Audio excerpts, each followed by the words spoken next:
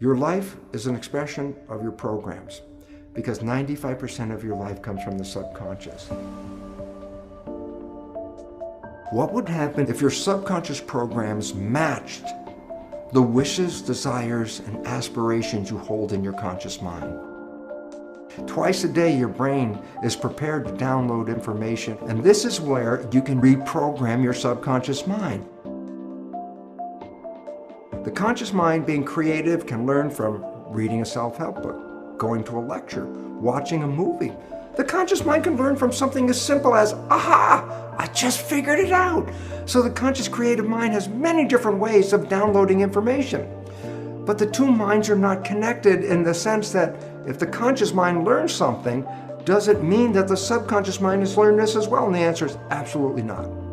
The conscious mind learns through its creative processes, but the subconscious mind learns primarily in two ways. I say, so what's different? I say, conscious mind, read a book, watch a movie, hear a lecture, it's downloaded, it already knows. Subconscious mind doesn't learn that way. The subconscious mind is a habit mind. Well, there's two ways to get programs into that subconscious mind. Number one was the way we downloaded information into the subconscious mind in the first 6 or 7 years of life, and that is this. The subconscious mind is operating at a vibrational frequency of theta, which is hypnosis. So it says, oh, yes, you can download information straight into the subconscious if your mind is in a state of hypnosis. So that's one way of acquiring a program. I said, well, the first 6 or 7 years, that's brain of a child is predominantly operating in theta hypnosis. But now you're older. Now what do? I go, well, here's an interesting fact. Twice a day, your brain goes through a period of theta vibrational activity. Twice a day, your brain is prepared to download information through hypnosis. I say, well, when does that occur? Well, remember, there are vibrational frequencies that ramp up. When you're sleeping, you're at the lowest vibrational frequency called delta. As you start to wake up, but you're not fully awake, that's twilight reverie. That's where you're just waking up and everything. You're still in a dream world. You're in the real world. You're mixing the two. That's a period called theta. So you go from dead sleep, delta. As you begin to wake, the vibrations start to go up and you're in theta. So there's a period of theta where hypnosis can occur. But as you get more awake, theta gets to a higher vibration. Alpha, that's calm consciousness. You're just waking up. You're doing your routine chores of getting ready to leave the house. And by the time you're getting ready to go to work or at work, your brain ramps from alpha, calm conscious, to beta, which is the active consciousness that we usually engage in the busy world in which we live. Well, then you come back home. Well, you've been operating in beta at work, and guess what? You come home, you start to calm down, your brain slips into the lower vibrational frequency, alpha, calm consciousness, and as you start to get ready to go to bed, guess what? From alpha, it drops down to theta as you start to fall off to go to sleep. And when you finally are in sleep, you go from theta to delta. So that means as you're going to sleep, as you're going from the alert state to the sleep state, you also pass through theta. So twice a day, your brain is engaged in theta. On the way in waking up, going from delta to higher vibrations, you pass through theta. On the way of going to sleep, you go from higher vibrations to delta and again pass through theta. So twice a day, your brain is in a state where it is in a state of hypnosis theta. And this is where you can use subliminal tapes to reprogram your subconscious mind. As you go to bed, if you put earphones on with subconscious programming to change whatever behaviors you want to change, as you're going to bed, those earphones on your head, as you go into theta, your alpha consciousness is now disappearing. You're in theta, and in that period of theta, which is twilight reverie, the recording of the tape is being downloaded straight into the subconscious. And that's how subliminal tapes work. So if you want to change a program, you can select a tape that will have the program that you desire to put into your mind. And every night as you go to bed, just put the earphones on and you will be in a process of self-hypnosis. Hypnosis is indeed the first way the subconscious mind learns. But after you pass 6 or 7 years of age, the subconscious mind learns in a different way, and that is called habituation. Meaning, if you repeat something and repeat it and repeat it, the subconscious mind will download it and make it a habit. So for example, you wanted to learn the ABCs. How did you learn the ABCs? You started A, B, C, D, E, and then you couldn't remember, and then you started A, B, C, D, E, F, G, and you repeat it, and finally you get to Z. And guess what? After repeating the alphabet hundreds of times, there's a point where now it's part of the subconscious. So guess what?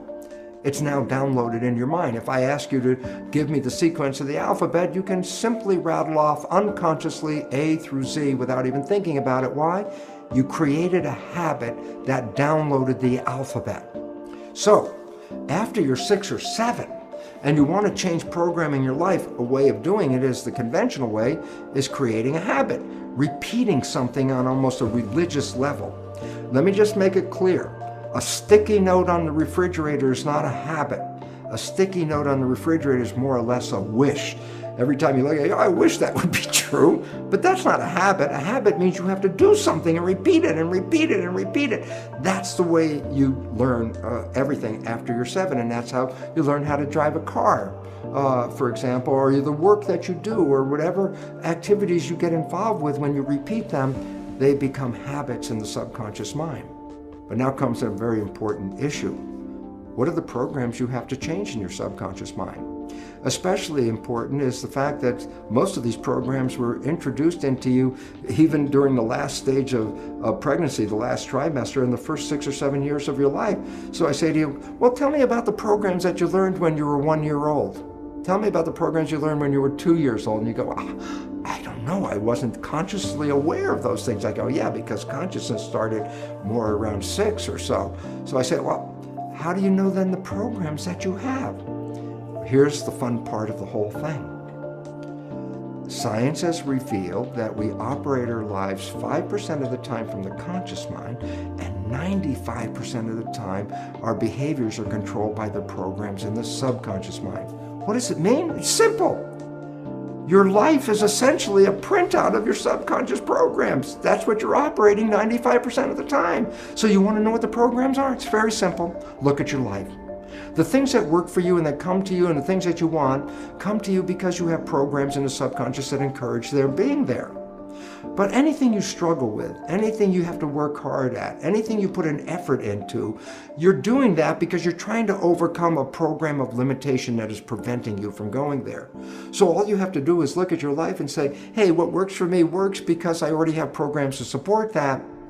What I'm struggling with in life, I'm having a problem with because I have subconscious programs that do not encourage that behavior.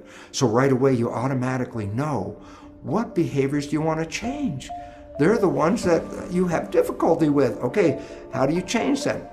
Well, you can use self-hypnosis, the subliminal tapes.